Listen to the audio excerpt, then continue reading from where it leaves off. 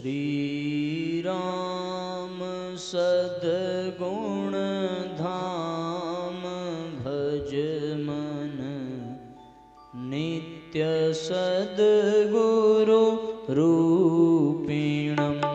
श्री राम सद्गुण धाम भज मन नित्य सद्गुरु रूपिणम्।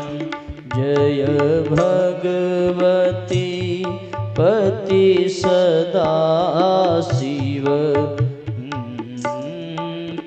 हितकारी परम। जय भगवती पति सदा शिव प्रभु जगत हितकारी परम।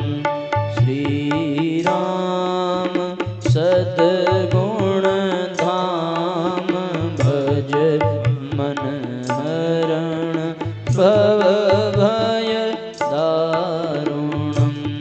श्री राम सद्गुण धाम भज मन नित्य सद्गुरु रूपिणम्।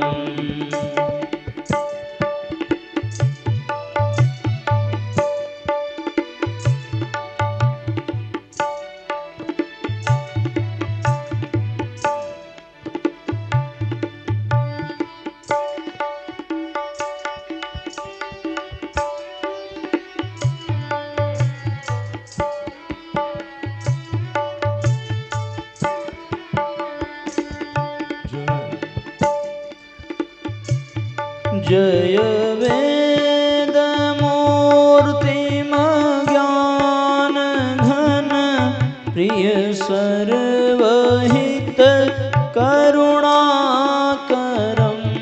जय वेद मूर्तिम ज्ञान घन कल्याण कर भाव भयहरम्। जय त्रिताप हर विज्ञानमय साधक वरम्। जय तपोनिष्ठ त्रिताप हर विज्ञानमय साधक वरम्।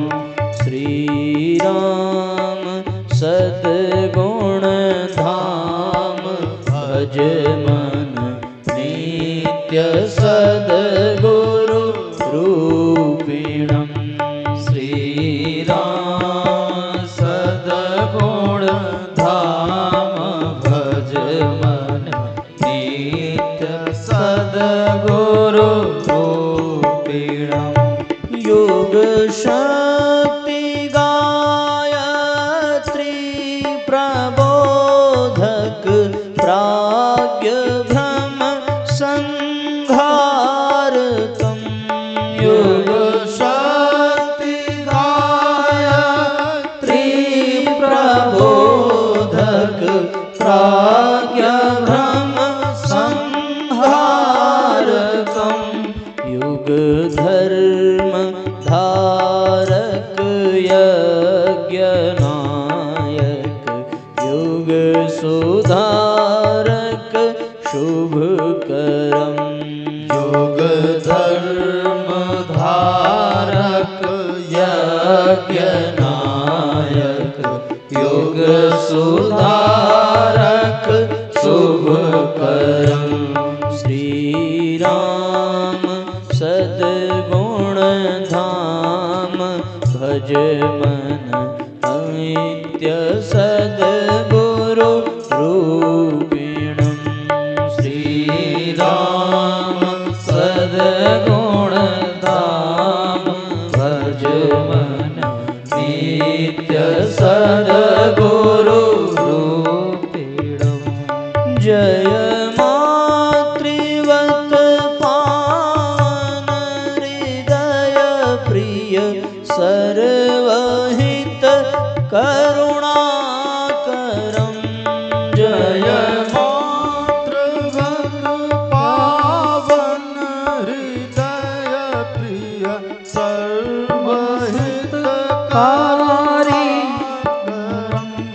मम हृदय गेह निवास कुरु प्रभु सकल दोष विभंजनम् मम हृदय गेह निवास गुरु प्रभु सकल दोष विभंजनम् श्री राम सद्गुण धाम भज मन नित्य सद्गुरु रूपिणम् श्री राम सद्गुण धाम भज मन नित्य सद्गुरु रूपिणम् जय भगवती पति सदा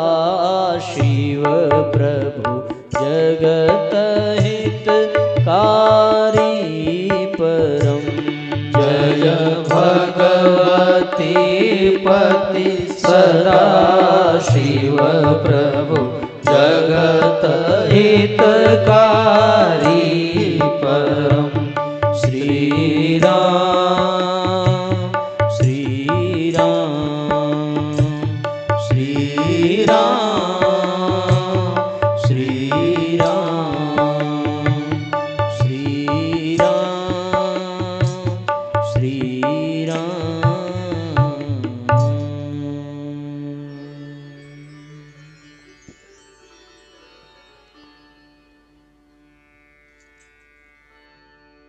वंदे भगवतीं देवीं श्रीरामञ्च जगद्गुरुं पादपद्मे तयोः श्रुत्वा प्रणमामि मुहुर्मुहुः।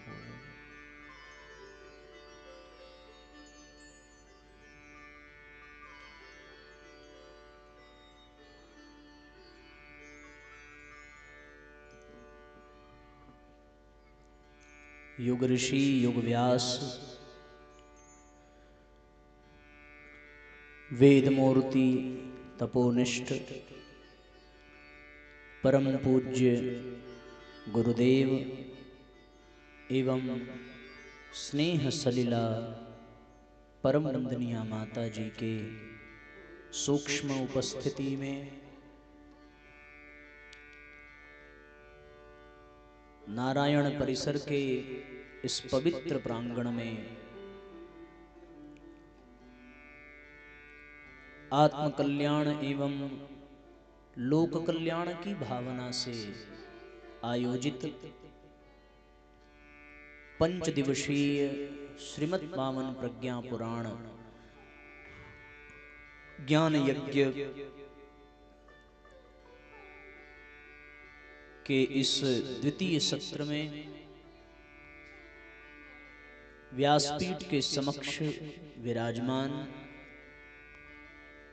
शक्ति स्वरूपा श्रद्धामयी माताओं, देवतुल्य आत्मीय बंधुओं,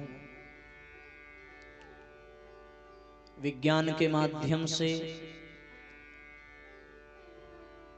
इस आध्यात्मिक संदेश का वर्तमान एवं भविष्य में भी लाभ प्राप्त करने वाले सभी सत्संग प्रेमी भाई बहन,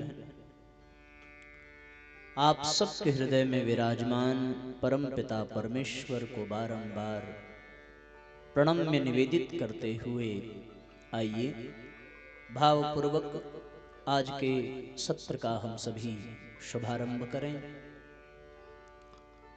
कल सफला एकादशी के पावन पर्व पर हम सब ने यह अनुष्ठान कलश यात्रा उपरांत प्रारंभ किया था, जिसका आज दूसरा सत्र है। एकादशी प्रधान आध्यात्मिक संदेश कल हम सब ने प्राप्त किया व्यास मंच से।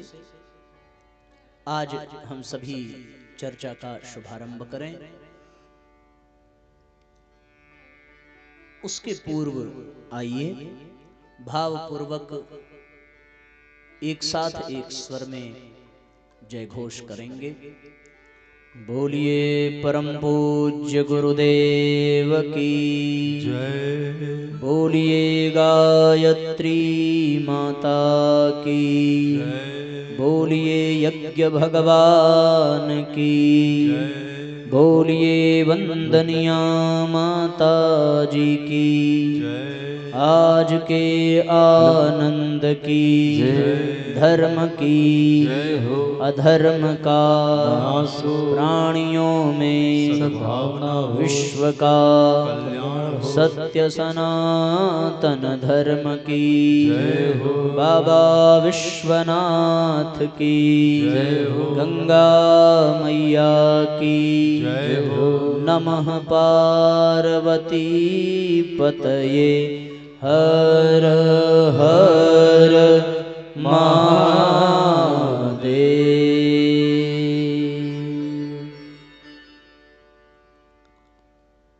आत्मीय बंधुओं,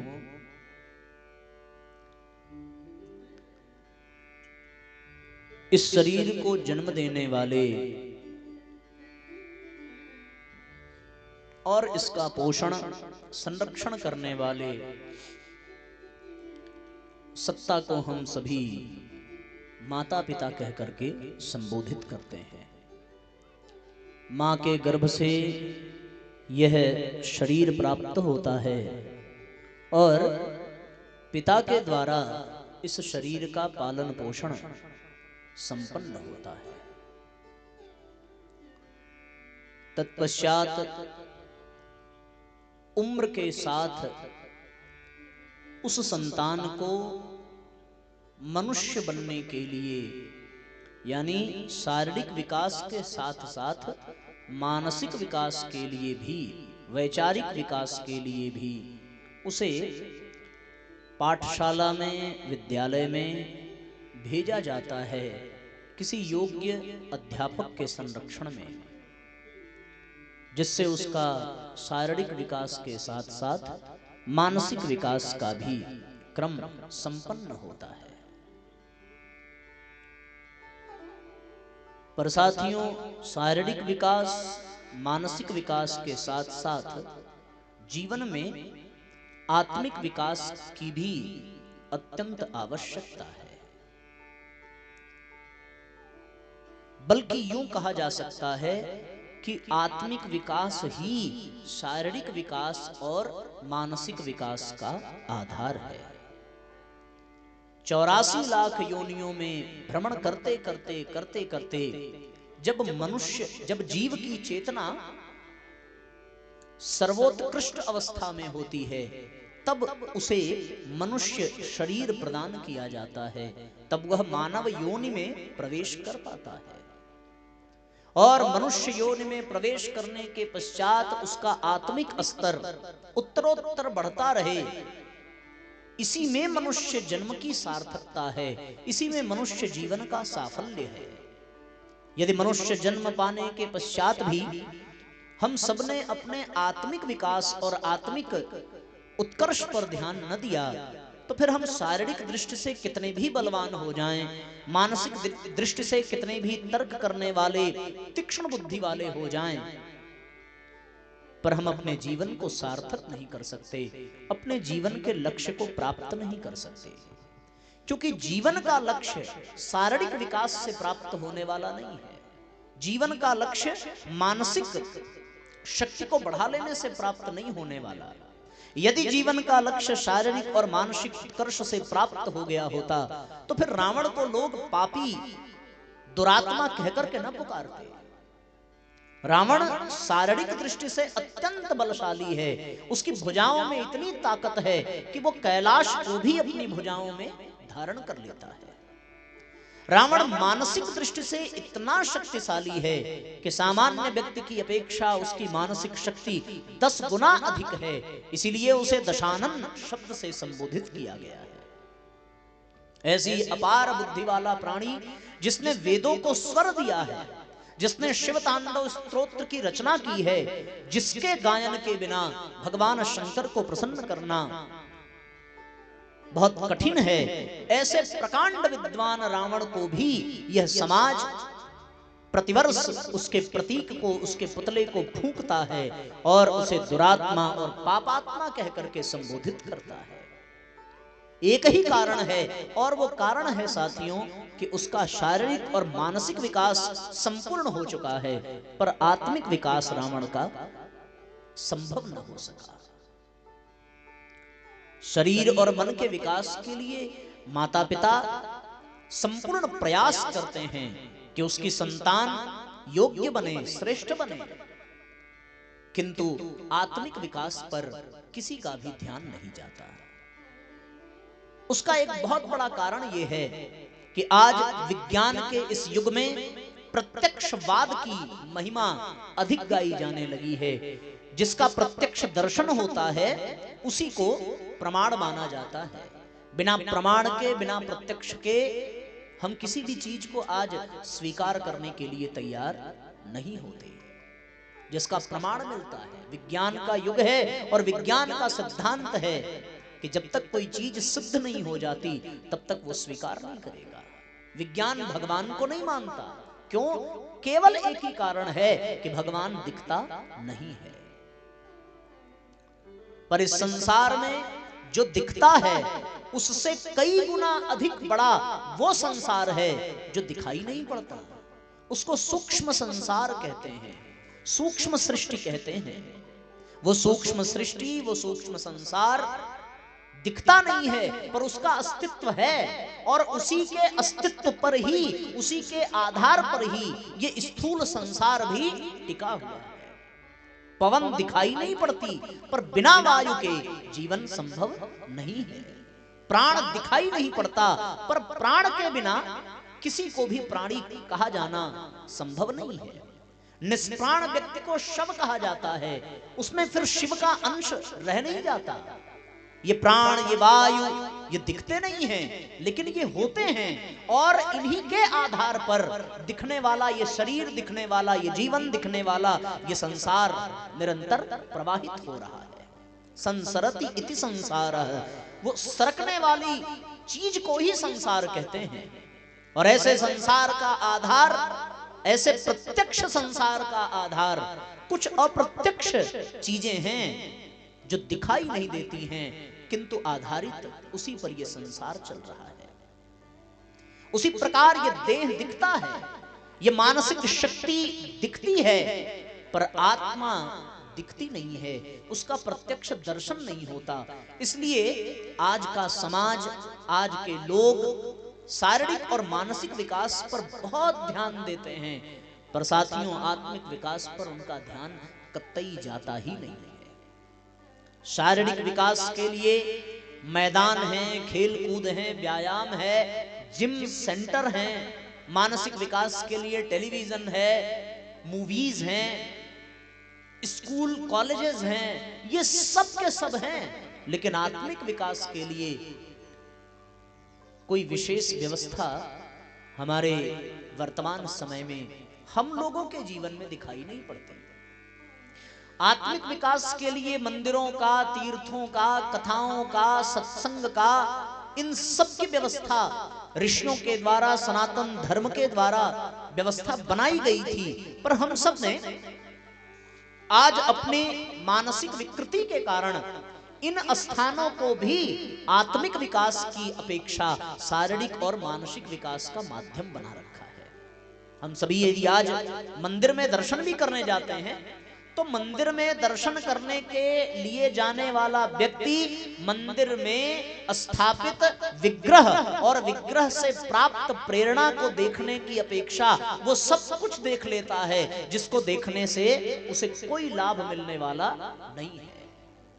मंदिर में कहां का मार्बल लगा है, कितनी दूर में बना है, कितनी भीड़ है, कितना कैमरा लगा है, कहां प्रसाद मिल रहा है, कहां लाइन लगानी पड़ रही है, कब मंगला आरती होती है, सारा विवरण उसको पता है। पर अगर उससे ये पूछ लिया जाए दर्शन करने के उपरांत कि भैया जिस भगवान के मंदिर में तुम गए उस भगवान ने अपने शरीर पर किस रंग का वस्त्र धारण किया था, तो ये शायद ही कोई उसकी विवेचना कर सके, क्योंकि सबकी दृष्टि केवल और केवल अन्यान्य विषयों पर होती है, भगवान पर होती नहीं है। लोगों की दृष्टि में सारी बातें रहती हैं। आप मंदिर में जाइए, आपसे कोई पूछे, आप बड़े आराम से बता देंगे मिसेस शर्मा आई थी, मिस्टर तिवारी आए थे, पर मिसेस राम, मिसेस कृष्ण, उनका आता पता नहीं होता, उनके ऊपर ध्यान ही नहीं जाता। क्योंकि हम मंदिरों को भी, तीर्थों को भी शारीरिक और मानसिक विकास का ही केंद्र बना करके चल रहे हैं। इसलिए साथियों, और पूज्य गुरुदेव कहते हैं कि शरीर का और मन का, ये इन सब का आधार केवल और केवल हमारी अंतरात्मा है। यदि हमने अंतरात्मा का विकास न किया, यदि हमारी आत्मिक प्रगति न हुई, तो शरीर से हम कितने भी सुंदर रहें, मन से हम कितने भी बलवान रहें, वो ताकत, वो सुंदरता केवल और केवल पतन का कारण ही बनती है। आज के समय में जब साधन सुविधाएं इतनी बढ़ी चढ़ी हों, तब पतन का और भी अधिक अवसर हमारे जीवन में देखने को मिलता है। पहले के जमाने में छोटे छोटे बच्चों के जीवन में बहुत सारी कुप्रवृत्तियां नहीं थी, लेकिन आज वैज्ञानिक युग के कारण, वैज्ञानिक प्रगति के कारण बहुत कम उम्र में हमारे समाज के बच्चे उम्र से पहले ही युवा हो जाते हैं, उम्र से पहले ही जवान हो जाते हैं। क्योंकि उनका शारीरिक और मानसिक विकास तो हुआ, पर उनके भीतर का आत्मिक विकास बिल्कुल नहीं होता। उस आत्मिक विकास की आवश्यकता की पूर्ति के लिए ही साधुओं ने, ऋषियों ने, मुनियों ने, परम पूज्य गुरुदेव जैसी सत्ताओं ने सत्संग आदि की, कथाओं की, तीर्थाटन की व्यवस्था सुदृढ़ की है कि इसके द्वारा हम अपने आत्मिक विकास के मार्ग को प्रशस्त कर सकें। आत्मिक विकास केवल और केवल एक ही शर्त पर हो सकता है, और वो शर्त है साथियों कि हमारे पास जो कुछ भी जानकारी है उसे हम अपने जीवन में उतारने का प्रयत्न करें, उसका हम अपने जीवन में अभ्यास करें। बिना अभ्यास के कोई भी ज्ञान हमारी आत्मिक प्रगति में सार्थक, सहायक नहीं हो सकता। ऐसा नहीं है कि हम सब लोगों को जानकारी नहीं है। इन शास्त्रों में, इन वेदों में, इन पुराणों में जो कुछ लिखा है 100% तो भले न सही, 50% भी न सही, पर 30% इन शास्त्रों की बातें प्रत्येक व्यक्ति को पता होंगी। पर यह मूल्यांकन करने की आवश्यकता है कि क्या जितनी हमें पता है उतना हमारे जीवन में है या नहीं है। प्रकृति का यह नियम है कि हम जैसे जैसे स्वीकार करते जाते हैं और अपनी पात्रता को विकसित करते जाते हैं, वैसे वैसे प्रकृति बिना मांगे हमें वो सब कुछ प्रदान करती जाती है जिसकी योग्यता हमारे पास होती है। और योग्यता न हो तो मांगने के पश्चात भी, छीनने के पश्चात भी हमें कुछ मिल नहीं सकता। इसलिए साथियों, जीवन में पात्रता का होना, जीवन में योग्यता का होना बहुत आवश्यक है। और वो योग्यता, वो पात्रता, वो आत्मिक विकास इसी आधार पर तय होता है कि हमें जो पता है क्या वो हमारे जीवन में, हमारे अभ्यास में, हमारे आचरण में है या नहीं है। एक विद्यालय में, विद्यालय के प्रधानाचार्य ने एक प्रतियोगिता रखी, वाद विवाद प्रतियोगिता। उस प्रतियोगिता का विषय था सेवा साधना। सेवा के ऊपर विद्यार्थियों को उसमें अपने अपने वक्तव्य देने थे।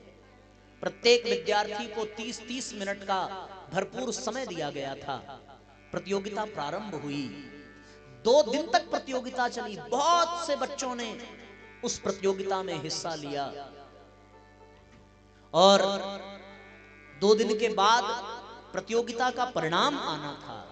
सबने सेवा के ऊपर ऐसे ऐसे वक्तव्य दिए, ऐसे ऐसे उद्बोधन दिए, मानो साक्षात श्रुति स्मृति पुराण ही शब्द के रूप में प्रस्फुटित हो रहे हो। विद्यालय में विद्यार्थियों की प्रतिभा, विद्यार्थियों की क्षमता को देख करके सभी मंत्रमुग्ध थे।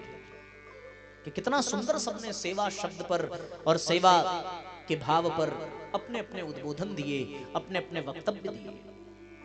सबके उद्बोधन, सबके वक्तव्य एक से बढ़कर के एक। तालियों की गूंज से पूरा विद्यालय गूंज उठता था, तालियों की आवाज से।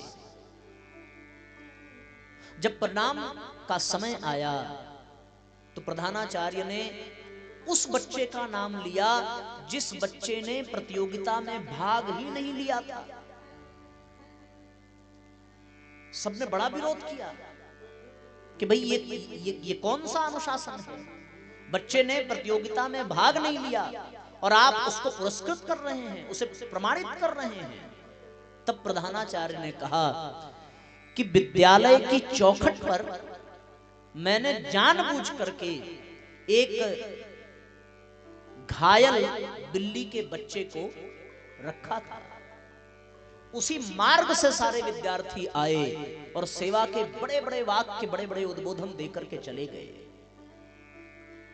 पर उस बिल्ली के बच्चे की सेवा पर ध्यान केवल और केवल इसी एक विद्यार्थी का गया जिसके लिए आज ये पुरस्कार रखा गया। पूरे विद्यालय में और विद्यालय के विद्यार्थियों को प्रधानाचार्य महोदय ने कहा कि बच्चों, सेवा का भाव, सेवा की भावना ये केवल वक्तव्य के लिए, ये केवल उद्गार के लिए, ये केवल उद्बोधन के लिए, ये प्रवचन के लिए नहीं है। इसे जीवन में और अपने आचरण में उतारने की आवश्यकता है। और तुम सबने बहुत अच्छा प्रवचन दिया है, बहुत अच्छा उद्बोधन दिया है, लेकिन यदि तुम सब में तुलना की जाए तो तुम सबसे श्रेष्ठ वो बालक है जिसने प्रवचन बिल्कुल नहीं दिया, उद्बोधन बिल्कुल नहीं दिया, लेकिन इसने उस बिल्ली के बच्चे को, जो घायल था, जो असहाय था, उसकी सेवा की है। कहने वाले से हमेशा करने वाले का स्थान बड़ा होता है। पावन प्रज्ञा पुराण में देवर्षि नारद ने उनको बताया कि जन जन की प्रज्ञा को जागृत करने के लिए पावन प्रज्ञा पुराण को घर घर तक पहुंचाना होगा, पावन प्रज्ञा पुराण को जन जन तक सुलभ कराना होगा, उसको प्रवचन के माध्यम से, सत्संग के माध्यम से, कथा के माध्यम से गांव गांव, घर घर तक ले जाना होगा। तब देवर्षि नारद ने भगवान से प्रश्न किया है। देवर्षि नारद कहते हैं, उवाच नारदो देव वाच्यः श्राव्यस्त्वयं मतः ज्ञानपक्षः पूरकं तं कर्मपक्षं विबोधयः कर्तव्यं यद्यदन्यश्चाप्यनुष्ठेयं समग्रता उत्पद्यते द्वयोर्ज्ञान कर्मणोस्तु समन्वयात्।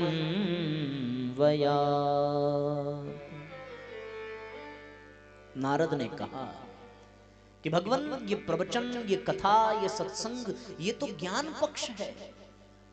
ज्ञान पक्ष कहा जाएगा, पर इसका पूरक कर्म पक्ष भी तो बताइए। केवल ज्ञान से काम नहीं चलेगा, ऐसा कोई क्रम हो कि जिससे उस ज्ञान को लोग कर्म में बदल सके। क्योंकि इस संसार में ज्ञानी बहुत मिल जाते हैं, लेकिन उस ज्ञान को आचरण में उतारने वाले बहुत कम लोग मिलते हैं।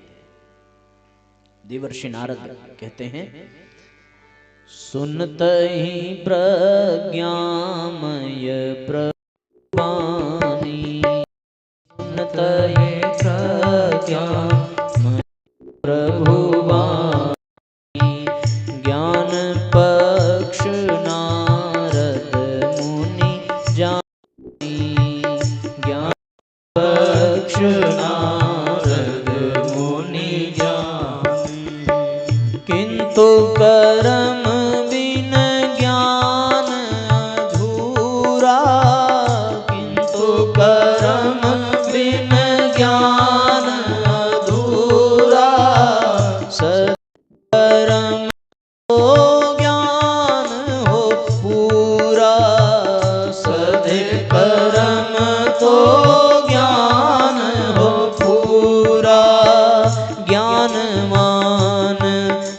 मिलते बहु तेरे, ज्ञानवान मिलते बहु तेरे, किंतु आचरण हीन घनेरे, किंतु आचरण हीन घनेरे, किंतु आचरण हीन घनेरे, किंतु आचरण हीन घनेरे।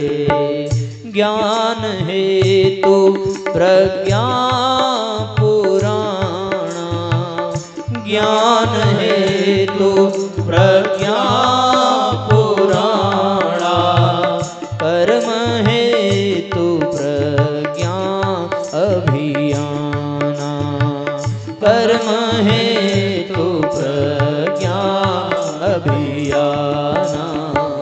हस बोले मुनि नारद जब ही, हर्षित तब बोले प्रभु तब ही, हर्षित लब बोले प्रभु तब ही, हर्षित लब बोले प्रभु तब ही। ज्ञानवान मिलते बहु तेरे, ज्ञानी बहुत मिल जाते हैं, किंतु आचरणहीन घनेरे। लेकिन आचरण की दृष्टि से, कर्म की दृष्टि से उनके जीवन में वो ज्ञान दिखाई नहीं पड़ता, और उस ज्ञान के अभाव में, उस आचरण के अभाव में उनके जीवन का ज्ञान व्यर्थ चला जाता है, बेकार हो जाता है। रावण आदि जितने भी असुर हैं ये बड़े ज्ञानी हैं, न केवल ज्ञानी हैं बल्कि ये बहुत तपस्वी हैं। देवताओं से अधिक, बड़े बड़े संतों से अधिक साधना और तपस्या इन असुरों ने की है। आसन पांव में खड़े होकर के, उल्टा लटक करके, ऐसे ऐसे प्रचंड प्रचंड तप इनके जीवन में दिखाई पड़ते हैं।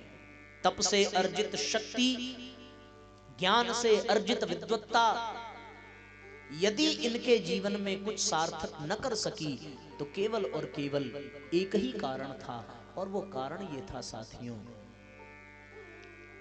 कि उनके आचरण में वो ज्ञान उतर न सका, कर्म में वो ढल न सका, वो ज्ञान उनका स्वभाव न बन सका, वो ज्ञान उनका व्यवहार न बन सका। संसार में तीन तरह के लोग होते हैं। एक वे लोग होते हैं जो बहुत अच्छा विचार रखते हैं लेकिन उनके कर्म अच्छे नहीं होते। एक वे लोग होते हैं जिनके कर्म तो ठीक होते हैं लेकिन उनके विचार अच्छे नहीं होते। जैसे जो मंदिर बनवाते हैं, धर्मशालाएं बनवाते हैं, अच्छा है, पर वो अपने यश, अपने ऐश्वर्य, अपने प्रदर्शन के लिए, अपने सम्मान की भूख के लिए, राजनीतिक जगत में इस तरह के निर्माण लोगों के द्वारा होते ही हैं, पर उसके पीछे का विचार बड़ा संकीर्ण है कि मुझे वोट मिले, मुझे विजय मिले, मेरे लिए लोग खड़े हों। उसमें भी स्वार्थ की भावना है। कर्म अच्छा है लेकिन वो कर्म के पीछे का विचार, उसके पीछे का भाव बुरा है। और कुछ लोग ऐसे हैं कि जिनके कर्म भी अच्छे हैं और जिनके विचार भी अच्छे हैं। विचार अच्छे हैं पर कर्म नहीं अच्छे, ऐसे भी बहुत लोग हैं। कर्म की दृष्टि से देखें तो माता का बच्चे को पीटना अच्छा कर्म नहीं माना जाएगा, लेकिन उस खराब लगने वाले कृत्य में भी मां का विचार श्रेष्ठ है, इसलिए मां का दंड देना बच्चे को सही सिद्ध होता है। पर कुछ लोगों के विचार भी बहुत अच्छे होते हैं, कर्म भी बहुत अच्छे होते हैं। इसलिए साथियों, जीवन में जो सुना जाए, जो जाना जाए, उसे उसी क्षण अपने जीवन में अपनाने का प्रयत्न किया जाए।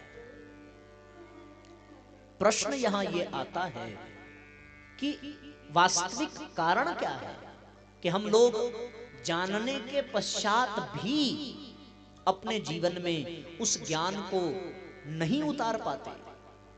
शराबी जानता है कि शराब पीना बुरा है, नशेड़ी जानता है कि नशा करना उसके लिए और उसके परिवार के लिए बहुत बुरा है, जुआरी जानता है कि ये कर्म उसे और उसके खानदान को बर्बाद करके रहेगा, इसके बावजूद भी वो उससे बच नहीं पाता। दुर्योधन भगवान कृष्ण से यही कहता है, जानामि धर्मम नचमे प्रवृत्ति ही जानाम्य धर्मम नचमे हृदय स्थितेन। मेरे हृदय में कोई ऐसा बैठा हुआ है, यथा नियुक्तोस्मि तथा करोमि, मुझे जिधर नियुक्त है मैं वही करता। पता है धर्म क्या है, पर धर्म में मेरी प्रवृत्ति नहीं है। पता है कि अधर्म क्या है, पर अधर्म से मेरी निवृत्ति नहीं है। इसलिए साथियों, जितने लोग हैं, ऐसा नहीं है कि आपको कुछ पता नहीं है या हमें नहीं है। हम अभी अवसर मिले, और मुझे तो विश्वास है ये माइक आपको मिल जाए तो आप हमसे अच्छा, हमसे ज्यादा देर तक बोल जाएंगे। आपको हमसे अधिक चौपाइयां याद होंगी, आपको हमसे अधिक श्लोक याद होंगे। विचार करने की बात बस इतनी है कि जितना पता है क्या उतना जीवन में उतरा कि नहीं उतरा। इसीलिए कहा गया है, पोथी पढ़ पढ़ जगमुआ, पंडित भया न कोय, ढाई आखर प्रेम का, पढ़े सुपंडित होए। जब प्रेम की भावना जगती है तो अपने आप सत्कर्म, सद्भाव, सद्विचार जागृत हो जाते हैं। और इसका वास्तविक कारण केवल और केवल यही है। क्या है? जो कारण अर्जुन के जीवन में घटित हुआ था।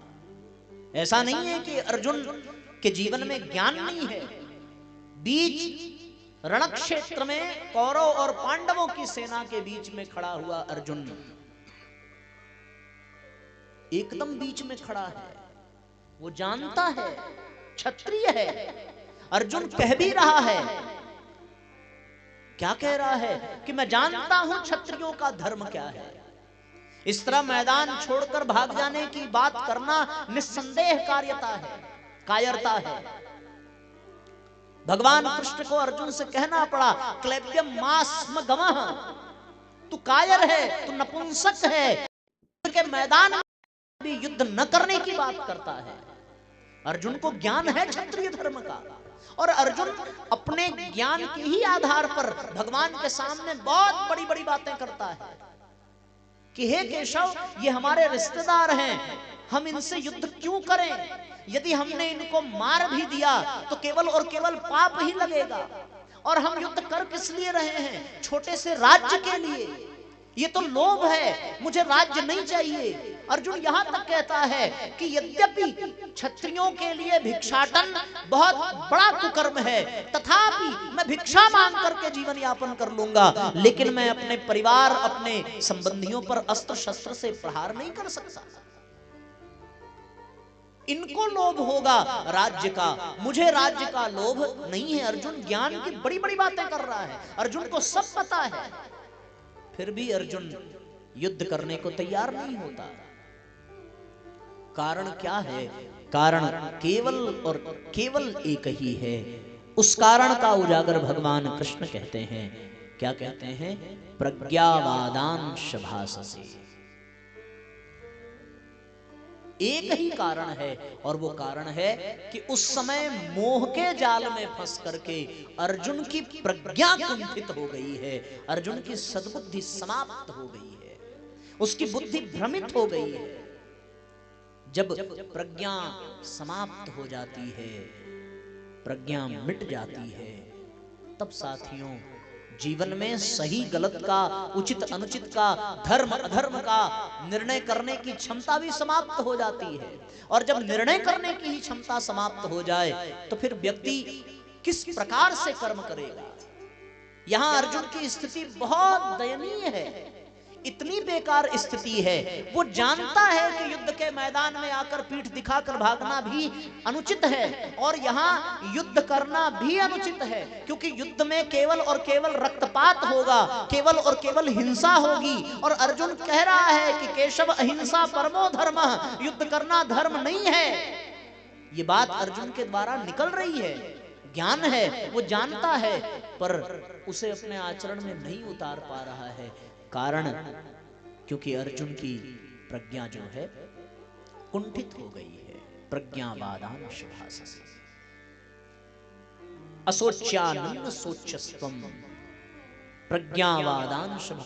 जो सोचने योग्य है वो अर्जुन नहीं सोच रहा है, और जो न सोचने योग्य है वो अर्जुन सोच रहा है। कौरवों का लोभ अर्जुन को दिख रहा है, पर अपना मोह कौरवों के प्रति ये अर्जुन को दिखाई नहीं पड़ रहा है। ऐसा हो क्यों रहा है? केवल और केवल इसलिए क्योंकि अर्जुन की प्रज्ञा कुंठित हो गई है। प्रज्ञा यानी सद्बुद्धि, प्रज्ञा यानी सद्ज्ञान, प्रज्ञा यानी सद्विवेक। उस विवेक के अभाव में व्यक्ति सही गलत का निर्णय नहीं कर पाता।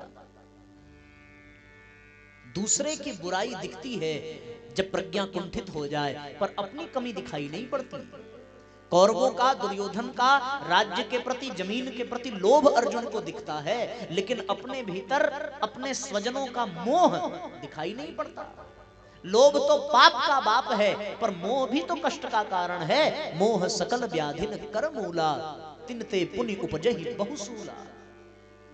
उस मोह के कारण भी अर्जुन दुखी है, पर अपना मोह उसको दिखता नहीं है। और दुर्योधन आदि का लोभ कारण एक है कि उसकी प्रज्ञा कुंठित हो गई है। और जब प्रज्ञा कुंठित हो जाए, जब विवेक मर जाए, तो साथियों ऐसी परिस्थिति में फिर मनुष्य दिखता भर है, मनुष्य होता नहीं है। शरीर मनुष्य का है, लेकिन उस शरीर में, उस शरीर के द्वारा जो आचरण होते हैं, जो विचार प्रस्फुटित होते हैं, वो मनुष्य की गौरव गरिमा के अनुसार नहीं होते। भगवान अर्जुन से कहते हैं कि अर्जुन, तू जो बड़ी बड़ी बातें कर रहा है, ये आर्यों को शोभा नहीं देती। अनार्य जुष्टम, ये अनार्य बातें हैं, सज्जनों के लिए उचित बातें नहीं है। यदि तू ये युद्ध का मैदान छोड़ करके जाएगा, न तुझे कीर्ति मिलेगी, न तुझे यश मिलेगा। ये आर्य जन इस प्रकार की बातें नहीं करते जैसी अर्जुन कर रहा है। केवल एक ही कारण है, जो ज्ञान है वो आचरण में उतर नहीं रहा है, स्वभाव में आ नहीं रहा है। छोटी छोटी चीजें हम सब जानते हैं। ब्रह्म मुहूर्त में उठना चाहिए, प्रतिदिन प्रार्थना करनी चाहिए, स्वाद के अनुसार नहीं स्वास्थ्य के अनुसार भोजन करना चाहिए, योग व्यायाम प्राणायाम स्वस्थ रहने के लिए करना चाहिए, दिनचर्या ठीक रखनी चाहिए, समय का प्रबंधन ठीक होना चाहिए। ऐसा कौन होगा जिसको ये बातें नहीं पता होंगी? पर कितना प्रतिशत ये हमारे आचरण में उतरा, हमारे स्वभाव में आया? यदि हम इतना भी न कर सके तो फिर कितने भी शास्त्र पुराण और इन सबको रट डालें, सब व्यर्थ हो जाता है।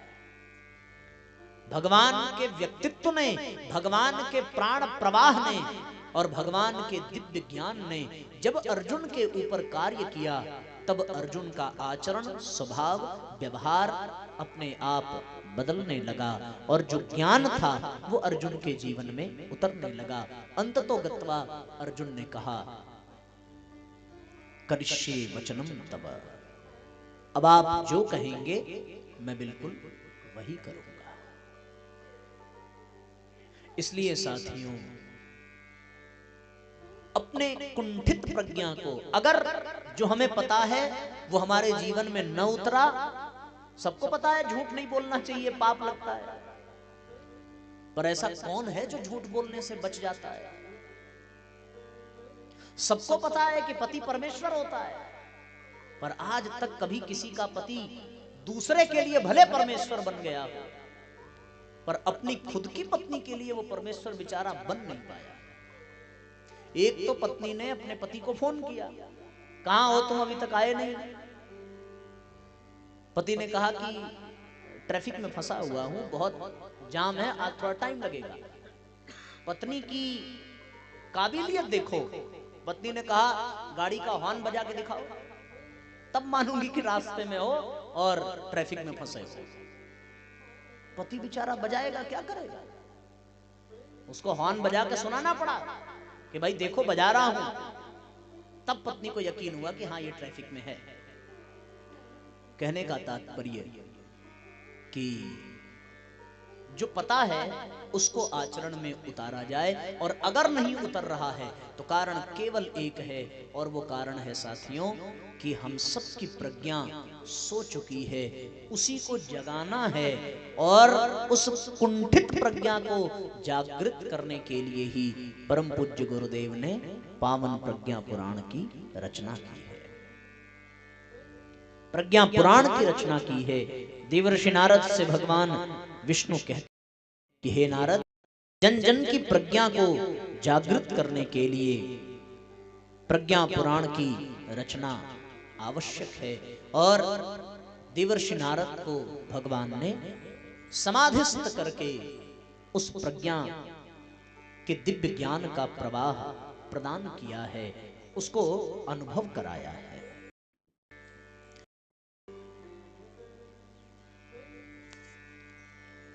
लगे कहन प्रभु यह सब गाथा, लगे कहन प्रभु यह सब गाथा।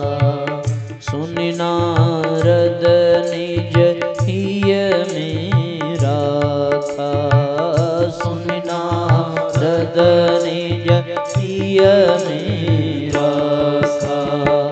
करिकंठ प्रभु के बचना, करिकंठ प्रभु के बचना। नारद कीन पुराण की रचना, नारद कीन पुराण की रचना। समाधिस्थो नारदो भूतस्मिन्नेव क्षणे प्रभो।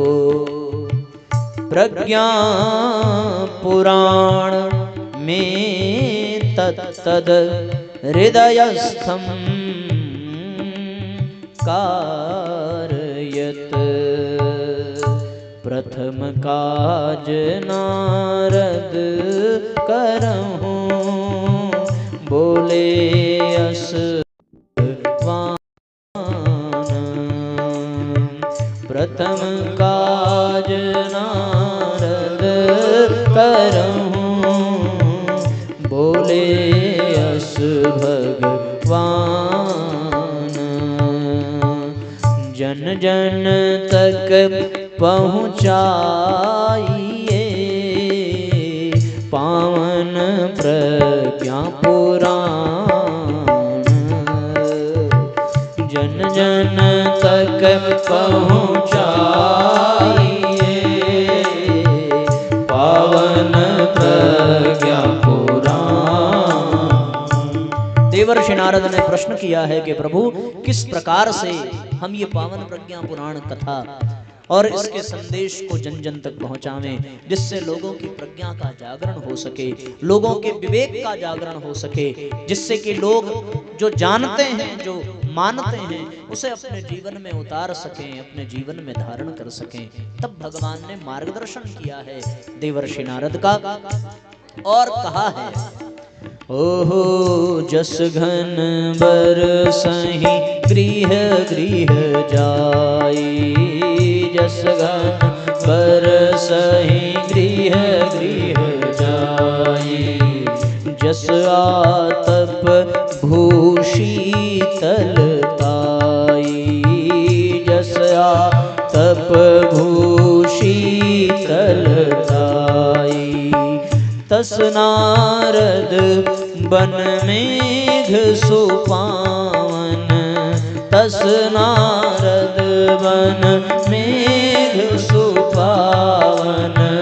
प्रीत करहूँ तापित अंतर मन, तृप्त करऊं तापित अंतर मन, तृप्त करऊं तापित अंतर मन। जिस प्रकार से बादल घर घर जाकर के, हर आंगन में जाकर के बरसात कर देता है, जिस प्रकार से तापित भूमि को वो जल शीतलता प्रदान करता है, उसी प्रकार कुंठित प्रज्ञा के कारण कुकर्म, कुविचार और दुर्भावनाओं से ग्रसित तापित मन में शांति, शीतलता का संचार करने के लिए पावन प्रज्ञा पुराण रूपी बादल को ले जाइए और हर मन में इसको स्थापित करिए। तब देवर्षि नारद पावन प्रज्ञा पुराण की रचना अपने मन में समाधि भाव में करने के पश्चात भगवान महाकाल तक इसको पहुंचाते हैं। भगवान महाकाल जो काल के भी काल हैं, उन्होंने भगवान परशुराम को यह दिव्य ज्ञान प्रदान किया। भगवान परशुराम इसी पावन प्रज्ञा पुराण के दिव्य ज्ञान को दादा गुरुदेव नंदन वनवासी सर्वेश्वरानंद जी के पास पहुंचाते हैं। उनकी प्रेरणा से फिर इस धरती पर प्रज्ञावतार के रूप में अवतरित परम पूज्य गुरुदेव वेद मूर्ति तपोनिष्ठ पंडित श्री राम शर्मा आचार्य जी ने इस पावन प्रज्ञा पुराण की रचना ग्रंथ के रूप में 19वें पुराण के रूप में व्यवस्थित कर इसे समाज के लिए प्रस्तुत किया। और फिर देवर्षि नारद की प्रेरणा, प्रयास और पूज्य गुरुदेव के तप की शक्ति से घर घर, गांव गांव, जन जन तक पावन प्रज्ञा पुराण का संदेश प्रज्ञा पुत्रों एवं प्रज्ञा पुत्रियों के द्वारा पहुंचाया जाने लगा। यह प्रज्ञा पुराण पूज्य गुरु जी को प्यारा है। यह प्रज्ञा पुराण पूज्य गुरु जी को प्यारा है। यह प्रज्ञा पुराण पूज्य गुरु जी को प्यारा है। यह प्रज्ञा पुराण पूज्य गुरु जी को प्यारा है।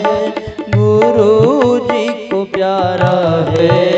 इसकी जगमग ज्योति से ये सारा जग उजियारा है। इसकी जगमग ज्योति से ये सारा जग उजियारा है। यह प्रज्ञा पुराण। दोनों हाथ ऊपर उठा करके एक साथ तालियां बजाइए और एक साथ दोहराइए।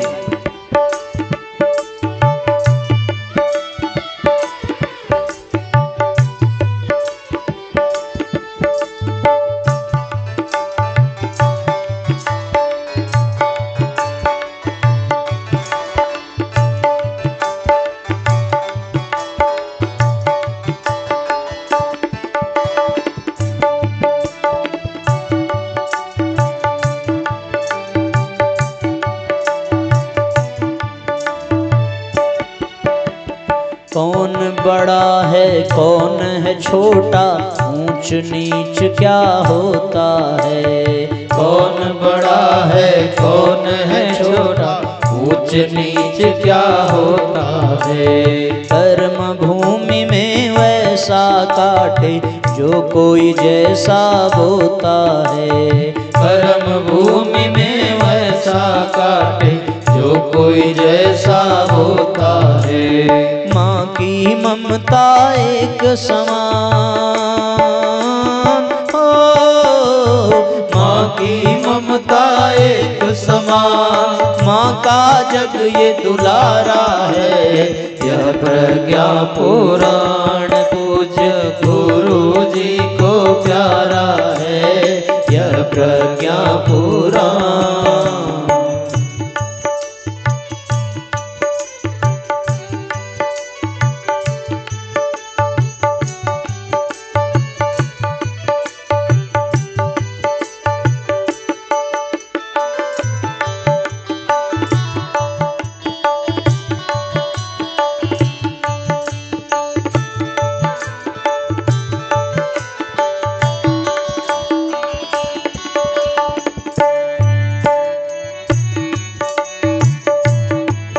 एक साथ तालियां बजाइए।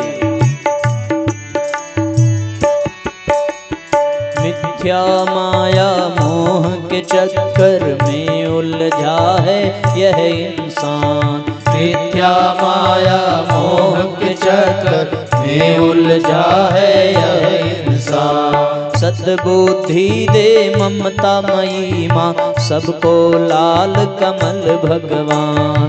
सद्बुद्धि दे ममता मई माँ सबको लाल कमल भगवान। नर और नारी एक समान हो, नर और नारी एक समान, यही हमारा नारा है। यह प्रज्ञा पुराण पूज्य गुरु जी को प्यारा है। यह प्रज्ञा पुराण।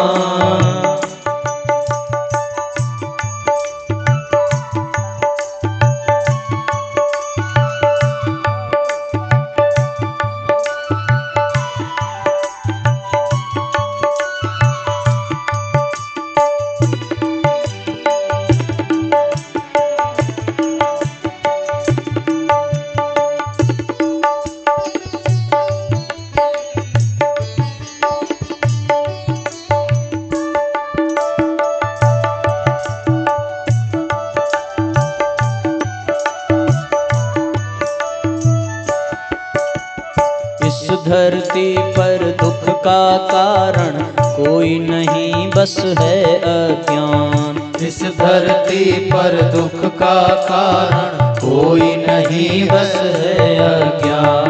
ज्ञान कर्म और भक्ति के संगम में नहलाए प्रज्ञा पुराण। ज्ञान कर्म और भक्ति के संगम में नहलाए प्रज्ञा पुराण। इसके श्रवण से जन जीवन की हो, इसके श्रवण से जन जीवन की बदली विचारधारा है। यह प्रज्ञा पुराण पूज्य गुरु जी को प्यारा है। यह प्रज्ञा पुराण पूज्य गुरु जी को प्यारा है। यह प्रज्ञा पुराण। यह प्रज्ञा पुराण पूज्य गुरु जी को प्यारा है। यह प्रज्ञा पुराण पूज्य गुरु जी को प्यारा है। गुरु जी को प्यारा है। इसकी जगमग ज्योति से ये सारा जग उजियारा है। इसकी जगमग ज्योति से ये सारा जग उजियारा है। इसकी जगमग ज्योति से ये सारा जग उजियारा है। प्रज्ञा पुराण। दोनों हाथ ऊपर उठा करके एक साथ तालियां बजाते हुए साथ साथ दोहराइए। इसकी जगमग ज्योति से ये सारा जग उजियारा है। प्रज्ञा पुराण पूज्य गुरु जी को प्यारा है। यह प्रज्ञा पुराण। नर और नारी एक समान, नर और नारी एक समान, यही हमारा नारा है। यह प्रज्ञा पुराण पूज्य गुरु जी को प्यारा है। यह प्रज्ञा पुराण। यह प्रज्ञा पुराण। यह प्रज्ञा पुराण।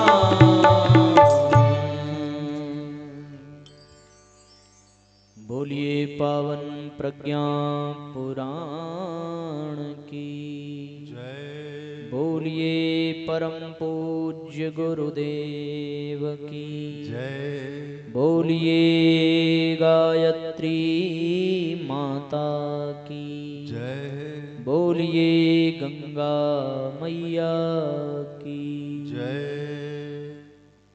नमः पार्वती पतये हर हर महादेव।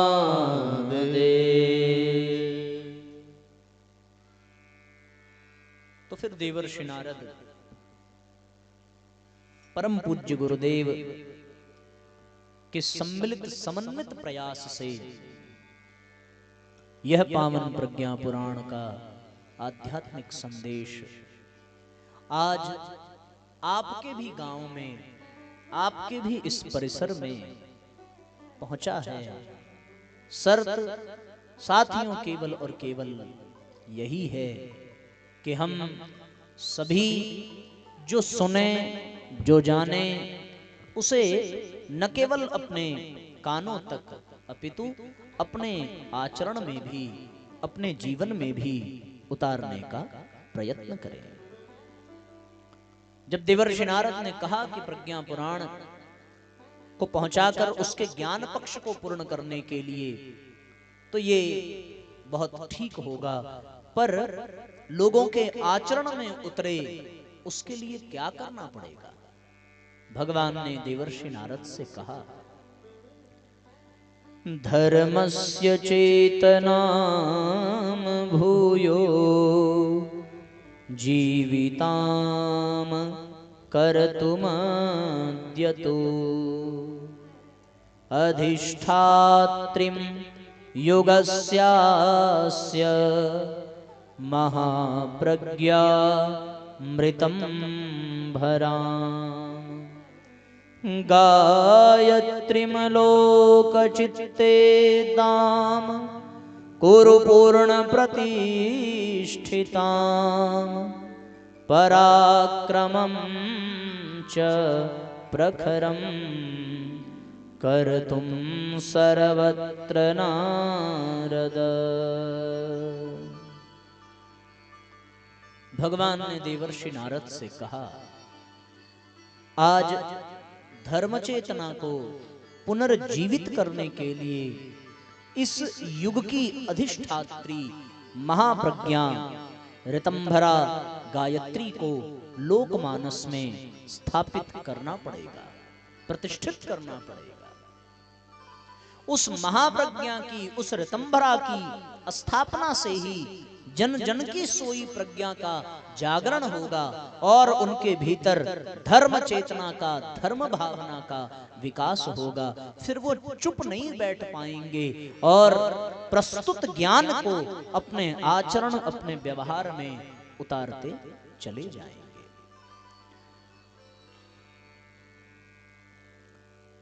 ये धर्म भावना, ये धर्म चेतना जब तक सुग्रीव के भीतर जागृत नहीं हुई थी, तब तक सुग्रीव ऋष्यमुख आदि पर्वतों पर मारे मारे छुप छुप करके जीवन व्यतीत करते थे। ये धर्म भावना, धर्म चेतना, ये कुंठित प्रज्ञा जब तक जागृत नहीं हुई थी, तब तक हनुमान सुग्रीव के साथ ही भागते फिर रहे थे। ये धर्म चेतना, ये धर्म भावना, ये कुंठित प्रज्ञा जब तक जागृत नहीं हुई थी, तब तक विभीषण रावण के राज्य में बिल्कुल वैसे ही रहता था जैसे दांतों के बीच में जिह्वा का वास होता है। पर जैसे ही ये धर्म चेतना, धर्म भावना, ये प्रज्ञा जागृत हुई, वैसे ही विभीषण रावण से लोहा लेने के लिए तैयार हो गया। जैसे ही ये चेतना जागृत हुई, वैसे हनुमान समुद्र लांघने, पर्वत उखाड़ने और असुरों का संहार करने के लिए सर्व जगत में विख्यात हो गए।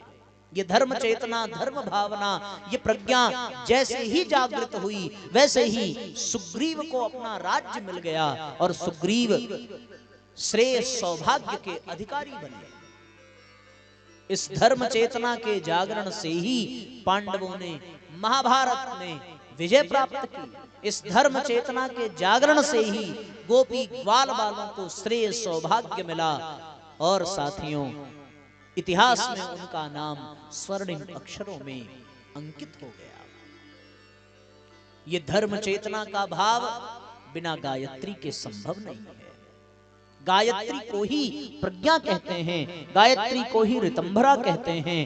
प्रज्ञा के जागरण के लिए ऋतंभरा गायत्री का जीवन में अवतरित होना बहुत आवश्यक है, बहुत आवश्यक है। भगवान ने देवर्षि नारद से कहा, धर्म भाव जागे मन माही। धर्म का भाव मन में कब जगेगा?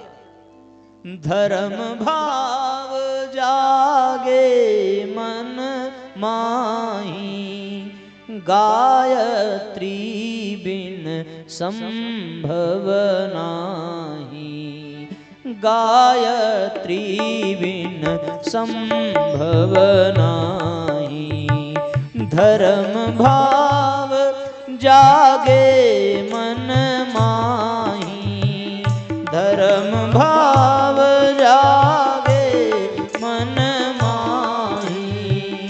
गायत्री बिन संभव नाही।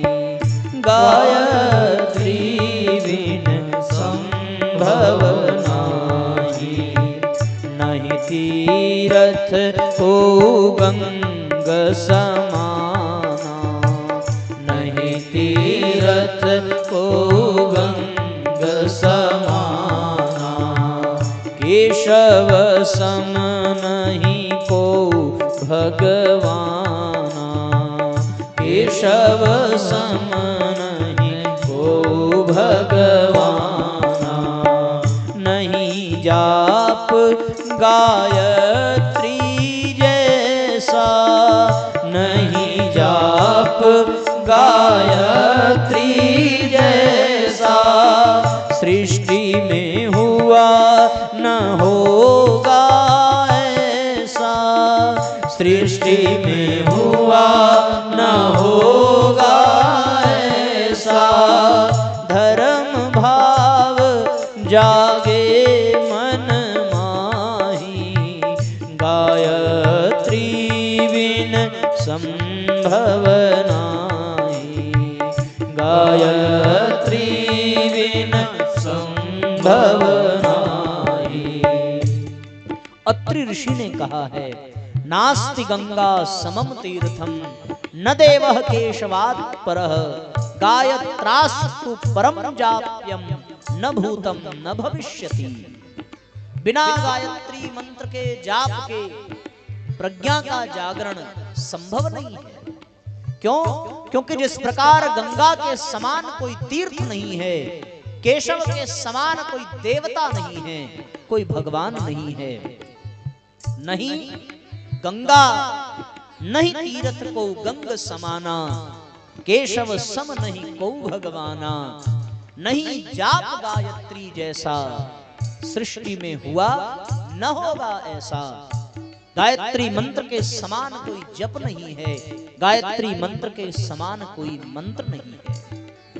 विश्वामित्र ऋषि जो गायत्री मंत्र के दृष्टा हैं, उनका वक्तव्य है, विश्वामित्र का कथन यह मंत्र न आगम माही।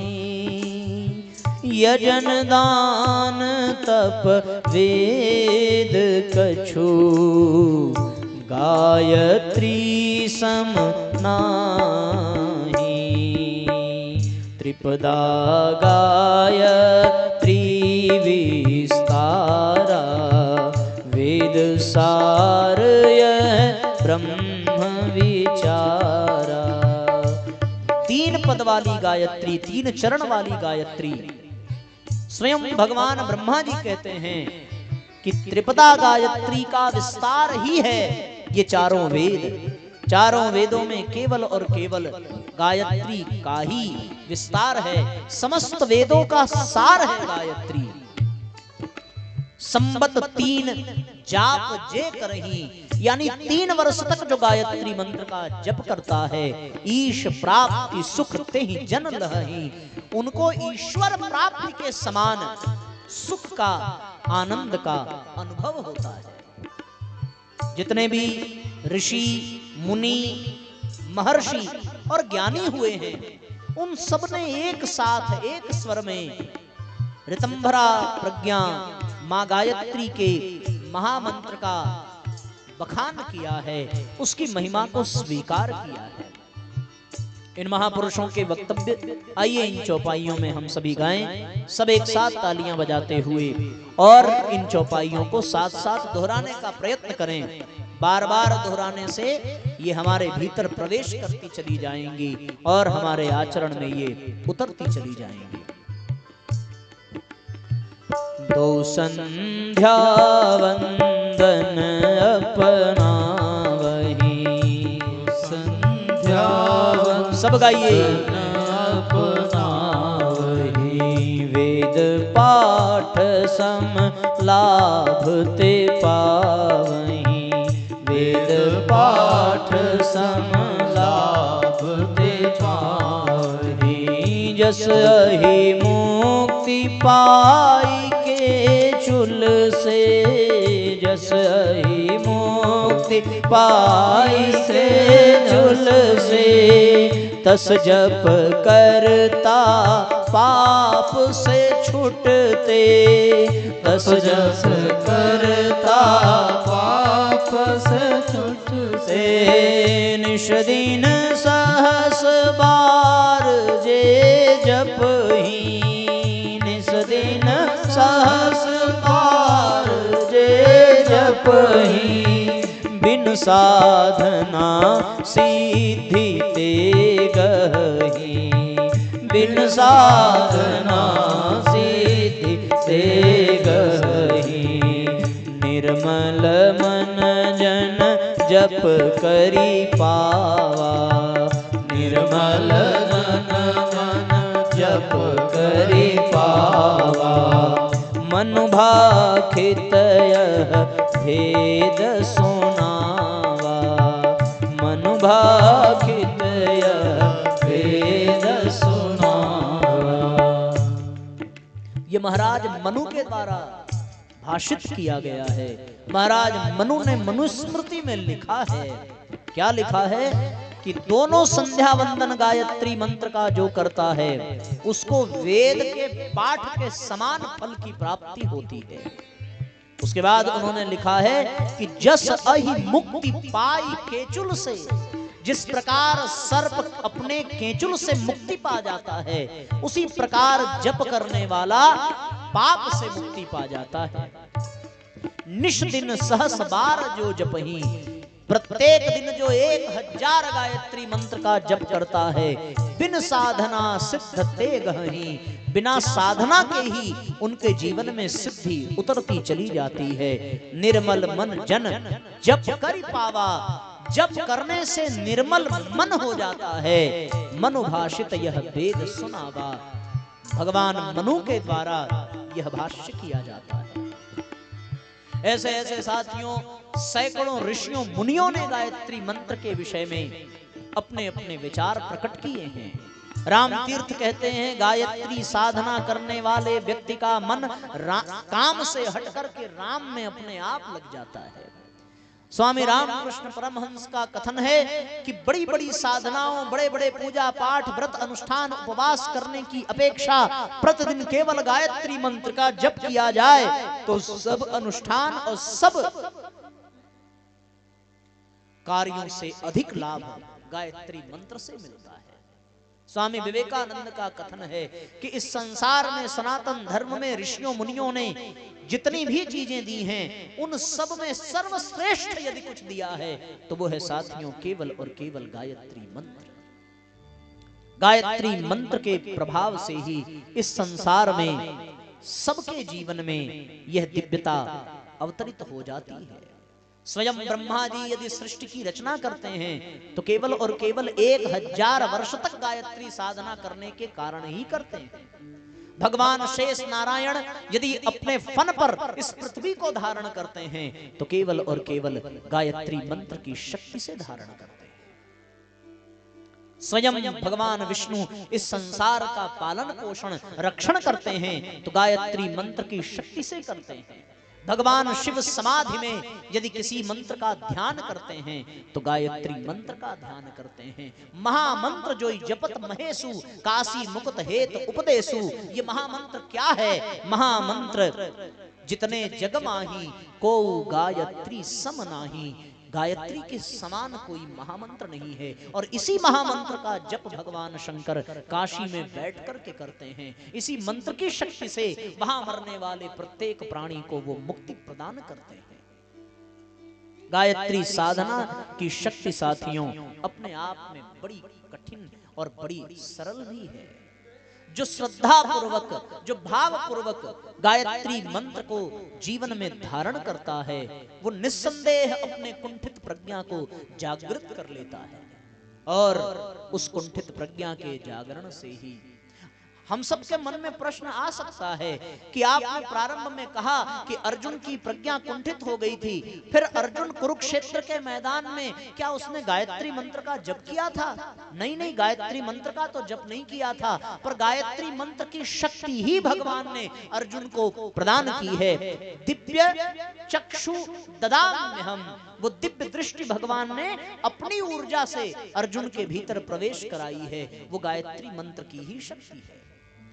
तब जाकर के गायत्री मंत्र के ही प्रभाव प्रताप और परिणाम से अर्जुन ने भगवान के विश्व रूप विराट रूप का दर्शन कर पाया। अन्यथा भगवान के विराट स्वरूप का दर्शन कर सकना स्थूल नेत्र के बस की बात नहीं है।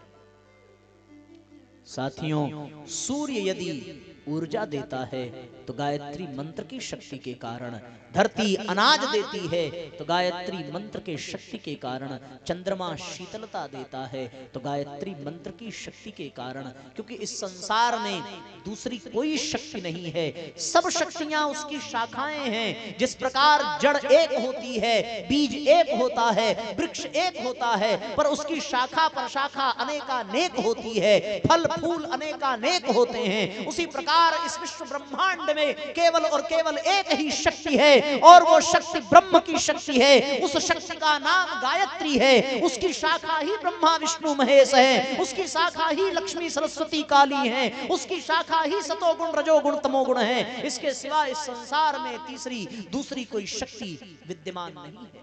सब शक्ति के स्रोत के रूप में गायत्री शक्ति ही है, उससे बड़ी कोई शक्ति नहीं है। भगवान अवतार भी लेते हैं तो उसी शक्ति के आश्रित होकर के लेते हैं। इसलिए साथियों, अपने कुंठित प्रज्ञा को जागृत करने की आवश्यकता है, जिससे हमें जो पता है वो हमारे जीवन में उतर सके, हमारे जीवन में, हमारे आचरण में, हमारे व्यवहार में उसको हम अनुभव कर सकें। और यदि ये हम न कर सके तो जीवन व्यर्थ चला जाएगा, बेकार चला जाएगा। उसके लिए साथियों अपनी कुंठित प्रज्ञा को जागृत करना पड़ेगा। वो प्रज्ञा जागृत करने के लिए मां ऋतंभरा प्रज्ञा के जीवन में धारण करने की आवश्यकता है। याद है ना प्रारंभ का विषय? आप लोगों को भूल तो नहीं गया?